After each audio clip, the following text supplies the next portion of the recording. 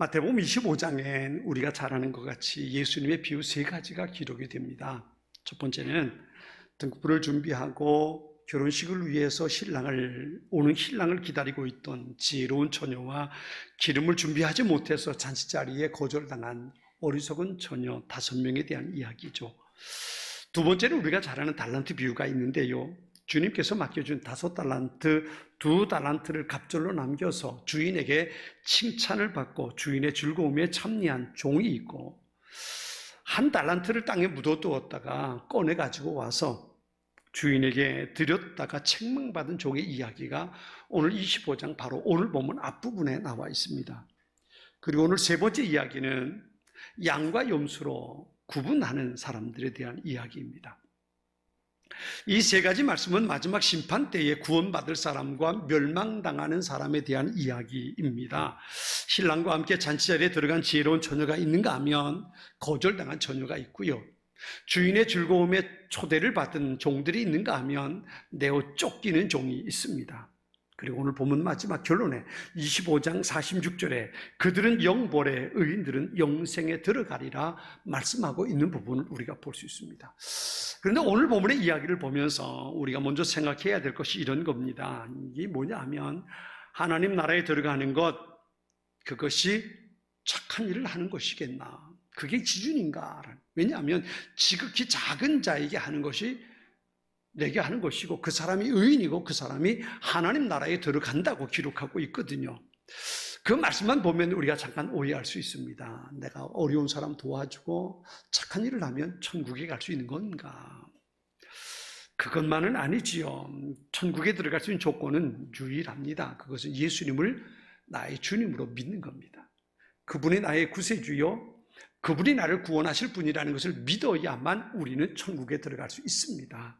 다른 어떤 것은 천국에 들어갈 수 있는 조건이 되지 못합니다. 그렇다면 오늘의 말씀은 무슨 의미일까요? 오늘 내용이 길어서 제가 40절 한 절 9절만 봤는데요. 31절은 이렇게 시작합니다. 인자가 자기 영광으로 모든 천사와 함께 올 때에 자기 영광의 보좌에 앉으리니 그랬습니다. 이것은 마지막 심판의 자리를 의미합니다. 마태복음 13장에 이런 이야기가 나옵니다. 어떤 사람이 밀밭에 밀을 심었어요. 밀씨를 뿌려서 밀을 잘 키우고 있는데 어느 날 종들이 나가서 보니까 밀과 함께 가라지가 자라고 있는 것을 보는 겁니다. 종들이 기가 막히지요. 분명 밀씨를 뿌렸는데 왜 가라지가 자랄까? 주인이 그럽니다. 아마 원수가 와서 가라지 씨를 뿌렸나 보다. 그래요. 그리고 종들이 그러죠. 그럼 가라지 뽑아 버릴까요? 그랬더니 주인이 말합니다. 아니야. 그러다가 가라지 뽑다가 밀도 상하면 안 돼. 그러니 내버려 둬. 그러면서 마태복음 13장 30절에 이렇게 말씀하세요. 추수 때까지 둘 다 함께 자라도록 내버려 두어라. 추수할 때에 내가 추수꾼에게 먼저 가라지를 뽑아 단으로 묶어서 불태워 버리고 밀은 내 곳간에 거두어 드리자고 하겠다 그랬어요. 추수할 때에, 이게 마지막 때죠. 마지막 때에 분명히 가라지와 알곡이 구분된다는 겁니다. 오늘 본문의 말씀도 마지막 때에 염소와 양으로 구분되는 일이 있을 것을 말씀하고 있습니다. 그래서 오른쪽에 양으로 구분된 사람은 영생에 들어가고 왼쪽에 염소로 구분된 사람들은 영벌에 처해지게 된다는 겁니다. 자, 그렇다면 이제 영생에 들어가는 의인과 영벌에 처해지는 악한 사람은 어떤 기준으로 구별되나 한번 우리가 살펴볼 필요가 있습니다. 오늘 본문에 등장한 임금은 오른쪽 양으로 구분된 사람들에게 이렇게 말합니다. 내 아버지께 복받을 양자들이여 나와 창세로부터 너희를 위하여 예비된 나라를 상속받으라 그렇게 말합니다. 그리고 왼쪽에 염소로 구분된 사람들에겐 저주를 받은 자들아 나를 떠나 마귀와 그 사자들을 위하여 예비된 영원한 불에 들어가라 판결하게 됩니다. 우리가 먼저 한번 생각해 볼 건요, 이스라엘 사람들, 팔레스틴에서 양을 치던 사람들의 모습을 잠깐 한번 생각해 볼 필요가 있습니다. 팔레스틴에서요 양을 칠 때는 양들만 치는 게 아니라 거기에 일정 비율로 염소들을 같이 키우게 됩니다. 왜냐하면 양들의 습관이 양들만 놔두면 불편한 일이 생기기 때문에 그래요. 예를 들면 이런 겁니다. 겨울에 날이 추우니까요. 날이 추우니까 양들이 다 볕이 좋은 곳, 따뜻한 곳으로 다 모이잖아요. 다 모이는데 이 양들은 한 번 모여들기 시작하면 정말 정신없이 모여든다고 그래요. 그러니까 그 앞에 어떤 양이 양지 바른 곳에 딱 와서 엎드리고 웅크렸는데 다른 양이 자기도 볕 쪼인다고 그 옆에 와서 웅크리고 눕는 겁니다. 그리고 그 다음 양 와서 또 눕고 또 눕고 또 눕고 그러다 보면 그 밑에 있는 양은 깔려서 죽어버릴 수 있는 거예요. 이런 사고가 생겨요. 양들은 그런 습성이 있거든요. 뿐만 아니라요, 양들은 좀 몸이 좀 불편한 게 생기면 다른 양들과 함께 서로 막 등을 비비는 습관이 있습니다. 근데 이 등을 비비는 게 좀 가려운 거 긁으려고 하는, 좀 시원하게 긁어달라는 그렇게 비비는 게 아니고 아주 심각하게 비비는 겁니다. 그러다 보면 때로는 허물이 벗겨지기도 하고 상하기도 하는 거예요. 이게 양들의 습성이 바로 그런 게 있습니다. 그런데 염소의 습성은 그것과 달라요. 염소는 모여 있는 걸 보지 못하는 겁니다. 그러니까 양들이 양지 바른 곳에 모여서 막 눕기 시작하면 염소가 거기 와가지고 막 쫓아내는 겁니다. 왜 니들 여기 와 모여 있냐고 말이죠. 막 쫓아내는 거예요. 그럼 양들이 거기 모여 있다가 모여있지 못하고 다 흩어지는 겁니다. 그게 양들을 구하는 거지요. 이게 양과 염소를 일정한 비율로 목자들은 함께 키웁니다. 그런데 문제는 저녁이 되면 양들과 염소들을 구분하는 겁니다. 양들은 양들이 자는 곳에 가서 자게 하고 염소는 염소들이 자는 곳에 가서 자게 하는 겁니다. 오늘 성경에 예수님도 그래서 양과 염소를 구분하는 이야기를 말씀하시는데 인자가 올 때라는 말은 저녁 늦은 시간에 양들과 염소를 구분하는 목자의 모습을 그대로 보여주는 겁니다. 그래서 양들은 오른쪽에 양들이 있는 곳에, 왼쪽에 염소들은 따로 염소들이 있는 곳을 구분하는 겁니다. 그런데 양을 의인이라고 했고 염소를 심판받을 자들이라고 예수님은 판단하셨던 겁니다. 오른쪽에 있는 양들은 하나님 나라를 상속받을 거지만 왼쪽에 염소로 구분된 사람들에겐 마귀와 그 사자를 위해서 준비된 영원한 불에 들어가라고 저주받을 자들아라고 책망하시는 겁니다. 양과 염소로 구분된 복을 받아서 하나님 나라에 들어가는 사람과 저주를 받아서 영원한 불 속에 던져지는 사람, 어떤 기준을 가지고 이들을 이렇게 양과 염소로 구분할 수 있을까요? 오늘 보면 한 가지 기준을 제시합니다. 그게 뭐냐면 지극히 작은 자 하나에게 어떻게 했는가입니다. 지극히 작은 자 하나.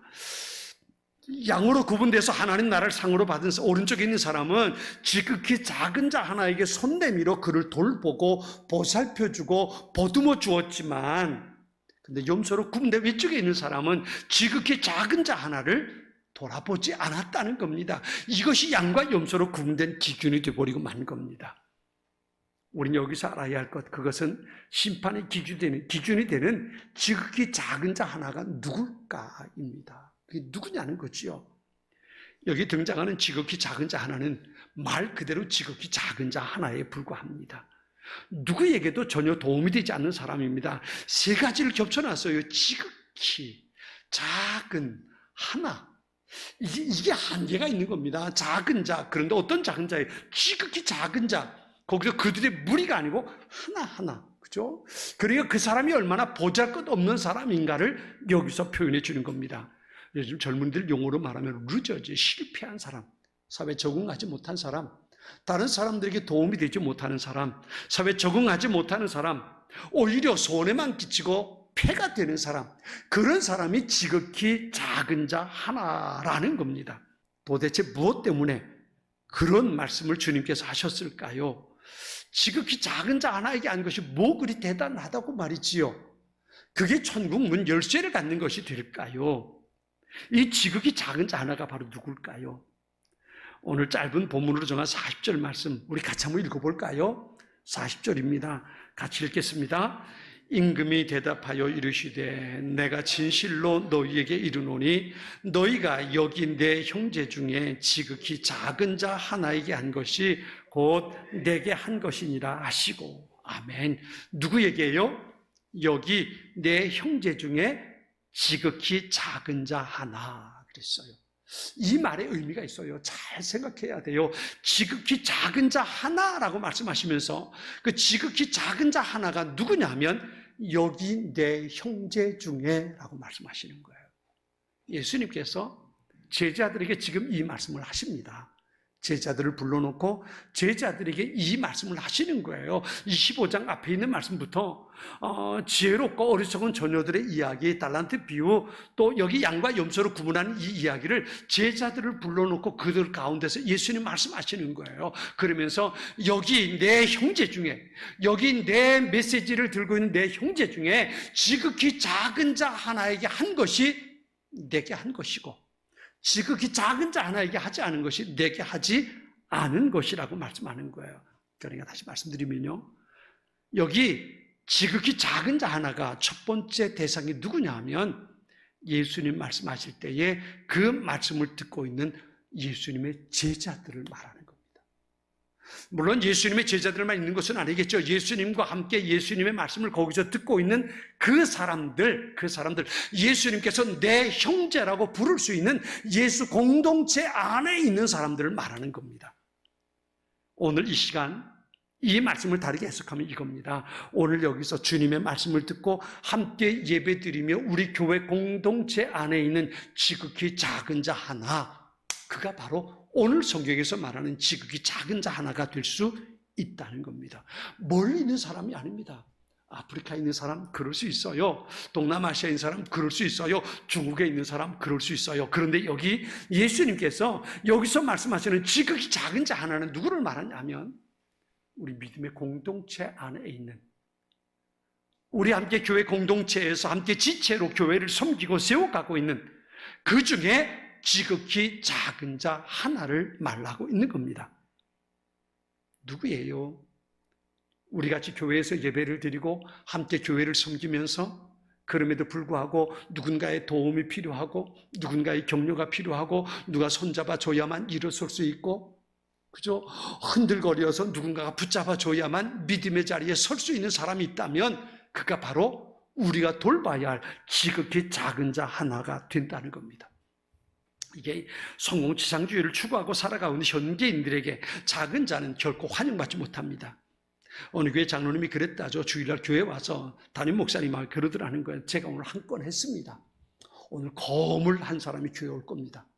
목사님이 아니 무슨 얘기예요? 장로님 무슨 말입니까? 그랬더니 내가 누구를 전도했는데 좀 사업을 잘 하는 사람이, 크게 사업하는 사람인데 내가 전도해가지고 오늘 교회 오기로 했습니다. 목사님 그 사람 우리 교회 와서 등록하고 우리 교회 교인 되면 재정적으로 도움이 될 거고 우리 교회 큰 일꾼 될 겁니다. 목사님 오시면 좀 환영도 좀 잘해 주시고 그리고 식사도 좀 그 사람 같이 해주시고 그러면 좋겠습니다. 그러더라는 거예요. 목사님께서 말하고 싶은 것이 있는데 차마 말은 못하고 마음이 아프더라는 거예요. 이런 생각을 가지고 있는 분이라면 우리 교회 안에 있는 작은 지체는 어떻게 볼까? 11조 생활도 하지 못하고 헌금도 제대로 하지 못하고 교회 생활도 제대로 하지 못하고 그렇게 연약한 지체를 볼 때 이 장로님을 어떻게 생각할까? 이 마음이 드니까 목사님의 마음이 참 아프더라는 거예요. 세상은 그렇게 살아요. 작은 자, 지극히 작은 자쯤은 대수롭지 않게 여기고 아니 오히려 문제로 여기고 치워놓으려는 경향이 있습니다. 그러나 교회는 그러지 말아야 한다는 겁니다. 더군다나 지극히 작은 자 하나라는 이 말 속에 그 사람이 얼마나 보잘것없는 사람인가를 우리가 살펴볼 수 있습니다. 교회에 덕이 되지 않을 수도 있습니다. 교회에 도움이 되지 않는 것 같을 수도 있습니다. 헌금도 제대로 하지 못해요. 교회에서 뭔가 봉사도 하지 못해요. 교회 주일 예배도 제대로 참석하지 못해요. 그런 지체일 수 있습니다. 그런데 그런 지체일수록 더 마음을 주고 돌볼 수 있어야 한다는 겁니다. 예수님께서는 그 사람을 소중하게 여겼습니다. 지극히 작은 자 하나, 예수님에게 그 사람은요 사마리아 수가성 우물가에서 만났던 남편이 5이나 있었던 그 여인이었습니다. 지극히 작은 자 하나, 그 사람은 가늠하던 현장에서 들켜가지고 사람들이 머리채를 끌려 잡혀가지고 예루살렘 성전에 예수님께 끌려왔던 그 여인이기도 한 겁니다. 지극히 작은 자나 그 사람은 예수님께서 말씀하셨던 예루살렘에서 여리고로 내려가다가 강도 만난 그 사람이기도 한 겁니다. 지극히 작은 자나 그 사람은 누가복음 8장에 나오는 7 귀신 들려서 비참한 삶을 살던 막달라 마리아 그 여인이기도 했던 겁니다. 지극히 작은 자나 예수님께 그 사람은 예수님과 함께 십자가에 못 박혀 죽으면서 오늘 당신의 나라 임할 때 나를 기억해 달라고 요청했던 그 강도이기도 했던 겁니다. 예수님이 이렇게 말씀하세요. 내가 의인을 부르러 온 것이 아니고 죄인을 부르러 왔다. 심지어 내가 너희에게 이르노니 이와 같이 죄인 하나가 회개하면 하늘에서 회개할 것 없는 의인 99을 인하여 기뻐하는 것보다 더할 것이다 말씀하셨습니다. 그러니까 가장 보잘것없는 한 사람에게 예수님은 자신의 모든 것을 쏟아 부으셨다는 겁니다. 세상 사람들이 생각하는 것과 믿음을 가지고 살아가는 우리는 생각하는 게 달라야 합니다. 세상의 모임과 우리 교회 공동체는 추구하는 것, 삶의 모습이 달라야 한다는 겁니다. 지극히 작은 자 하나를 소중하게 여기고 사랑으로 품고 돌보는 것, 그것이 바로 교회의 사명이 될 수도 있다는 겁니다. 그렇게 해야 할 이유가 오늘 본문 속에 나와 있습니다. 오늘 본문은요, 오른쪽 양으로 구분된 사람들에게 하나님 나라에 초대하시면서 이렇게 말씀하세요. 내가 줄일 때에 너희가 먹을 것을 주었고 목마를 때에 마시게 하였고 나그네 되었을 때 영접하였고 헐벗었을 때에 옷을 입혔고 병들었을 때에 돌보았고 옥에 갇혔을 때에 와서 보았느니라 그랬어요. 사람들이 그렇죠. 우리가 언제 주님에게 그랬습니까? 주님이 이렇게 오늘 본문에 이렇게 말씀하시는 거예요. 너희가 여기 내 형제 중 지극히 작은 자 하나에게 한 것이 곧 내게 한 것이니라. 왼쪽에 염소로 구분된 사람들에겐 영원한 불에 들어가라고 말씀하시면 이렇게 말씀하십니다. 내가 줄일 때에 너희가 먹을 것을 주지 아니하였고 목마를 때에 마시게 하지 아니하였고 나그네 되었을 때 영접하지 아니하였고 헐벗었을 때에 옷 입히지 아니하였고 병들었을 때와 옥에 갇혔을 때에 돌보지 않았다 그랬어요. 우리가 언제? 그랬더니 이 사람들에게 주님 이렇게 말씀하십니다. 내가 진실로 너희에게 이르노니 이 지극히 작은 자 하나에게 하지 아니한 것이 곧 내게 하지 아니한 것이라 말씀하셨어요. 무슨 말이에요? 여러분, 어떤 사람이 옥에 갇힙니까? 죄를 지은 사람이 옥에 갇히는 거예요. 어떤 사람이 헐벗습니까? 먹을 것이 없습니까? 가난한 사람이에요. 어떤 사람이 옷을 입지 못했습니까? 그는 옷 입을 만한 능력이 되지 못하는 사람이에요. 어떤 사람이 나그네입니까? 집 없이 떠돌아다니는 사람이 나그네예요. 나그네예요. 그들은 누군가의 도움이 아니고는 살 수 없는 사람이에요. 오죽하면 죄를 짓고 감옥에 들어갔겠습니까? 많은 사람들이 손가락질하며 저놈은 죄인이야, 저놈은 저런 죄를 지었으니까 당연해, 이렇게 많은 사람들이 비난하고 손가락질하는 거예요. 그런데 예수님 이렇게 말씀하시는 겁니다. 이 지극히 작은 자 하나 누구예요? 나그네 된 사람, 먹을 것이 없어 굶주리고 있는 사람, 입을 것이 없어 헐벗은 사람, 병들어 누워있는 사람, 죄를 짓고 감옥에 들어가 있는 사람, 그 사람이 바로 나다. 그게 바로 나다. 예수님 말씀하시는 거예요. 그게 바로 나기 때문에 그 사람에게 하지 않은 것이 내게 하지 않은 것이고 그 사람에게 한 것이 바로 내게 한 것이라고 예수님 말씀하시는 거예요. 지극히 작은 자 하나, 그건 누구예요? 그건 바로 예수님. 착한 일을 해서 천국에 가는 게 아니에요. 천국에 갈 수 있는 비결은 한 가지예요. 예수님과 관계거든요. 내가 예수님 그분을 믿고 그분을 영접하는가, 이게 천국에 가는 거지, 내가 가난한 사람 도와줬다고 천국에 가는 게 아니거든요. 근데 예수님 오늘 본문 속에 그렇게 말씀하시는 거예요. 그게 나라면 넌 어떡하겠니? 그게 나라면. 예수님 말씀하시는 거예요. 헐벗어서 네 앞에 손 내밀고 있는 그 사람이 나야. 너 어떻게 할래? 예수님 그렇게 말씀하시는 거예요. 죄를 짓고 벌 받아서 감옥에 들어갔어요. 많은 사람들이 비난하고 손가락질해요. 그런데 예수님 말씀하시는 거예요. 그게 난데 넌 어떻게 할 거니? 물어보시는 거예요. 그러니까 이 말씀을 통해서 우리가 볼 때요, 하나님 나라를 상속받고 혹은 영원한 불의 정별을 받는 기준은 예수님 그분에게 어떻게 하는가에 달려 있다는 거예요.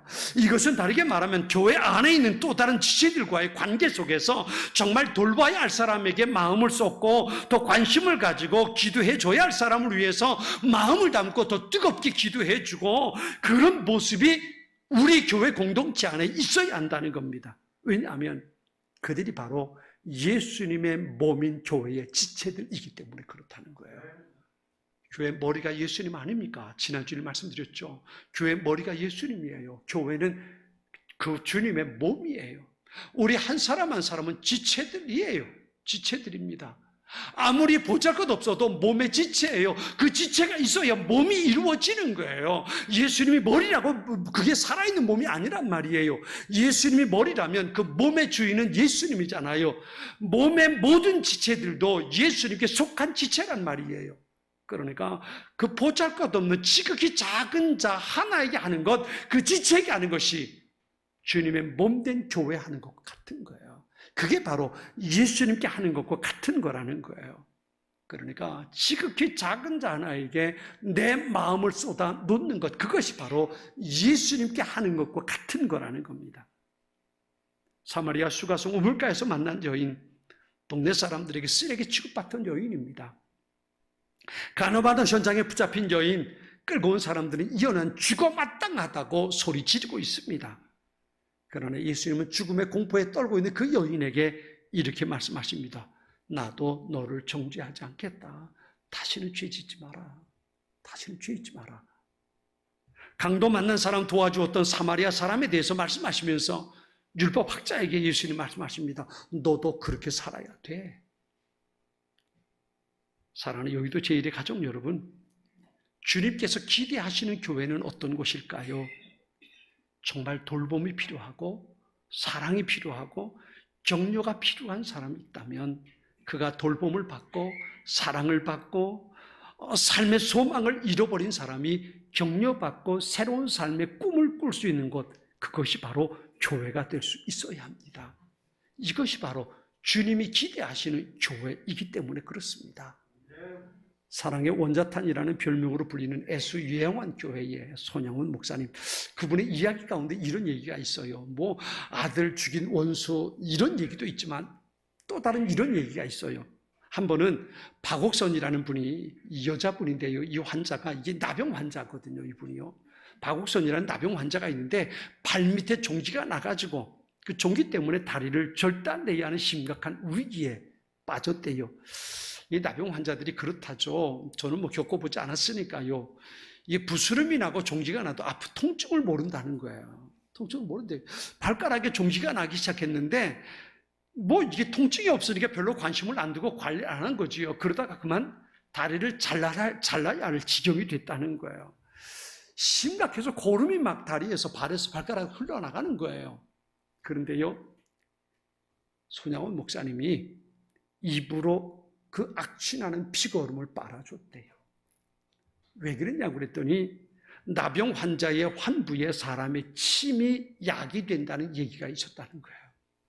사람이 침이 약이 된다는 얘기가 있어서 발가락에서 고름이, 그 악취가 나는 고름이 나는데 그 피고름을 손양원 목사님이 입으로 침 발라가며 빨아주었다는 거예요. 어떻게 그럴 수 있었을까요? 세상은 누가 내게 도움이 될까 하고 자기를 도와줄 징검다리가 되어줄 사람을 눈을 크게 뜨고 찾습니다. 그러나 교회는요, 교회는 내가 누구에게 징검다리가 되어줄 수 있을까 눈을 크게 뜨고 찾는 것이 돼야 하는 겁니다. 주님 말씀하십니다. 내가 진실로 너희에게 이르노니 너희가 여기 내 형제 중에 지극히 작은 자 하나에게 한 것이 곧 내게 한 것이라 말씀하십니다. 눈을 크게 뜨고 내가 누구에게 사랑의 손을 내밀 수 있을지, 내가 누구를 섬겨야 할 지극히 작은 자 하나가 누구인지, 나의 위로의 말 한마디가 필요한 사람이 누구인지, 주님께서 내게 주신 사랑을 가지고 품어줘야 할 지극히 작은 자가 우리 교회 공동체 안에 누구인지, 내가 눈물을 흘리며 하나님의 은혜를 구하고 뜨겁게 기도해 줘야 할 사람이 누구인지 우리 눈을 크게 뜨고 찾아볼 수 있어야 합니다. 그리고 기꺼이 내 손을 내밀어 잡아주고 섬겨주고 세워주고 격려해주고 품어줄 수 있어야 합니다. 이것이 주님께 하는 위대한 일이 될 수 있는 겁니다. 하나님께서 이곳에 우리 교회를 세워주신 지 48주년 됐습니다. 장로님 기도하신 것처럼 저희가 많은 일들 속에 여기까지 왔습니다. 한번 생각해 보자고요. 하나님 보시기에 우리 교회는 몇 점쯤 받을 수 있을까요? 하나님은 교회 규모를 가지고 평가하시는 분은 아닙니다. 평가의 기준은 하나님께서 기뻐하시는 일에 얼마나 집중하고 헌신하고 있는가입니다. 주님께서 그게 바로 나다 말씀하시는 우리 곁에 있는 지극히 작은 자나 그들에게 주님의 마음을 가지고 쏟고 사랑하고 돌보는 그런 일들이 일어나는 우리 교회 공동체 될 수 있기를 축원합니다. 그런 우리의 모습을 하나님께서 귀하게 보실 것이고 그런 우리 교회를 하나님께서 축복해 주실 것이고 하나님께서 굳게 붙잡아 세워 주실 것입니다. 지금은 선교 헌금 시간입니다. 이 예배를 통해 삶 가운데 은혜와 회복이 충만하시길 간절히 기도합니다.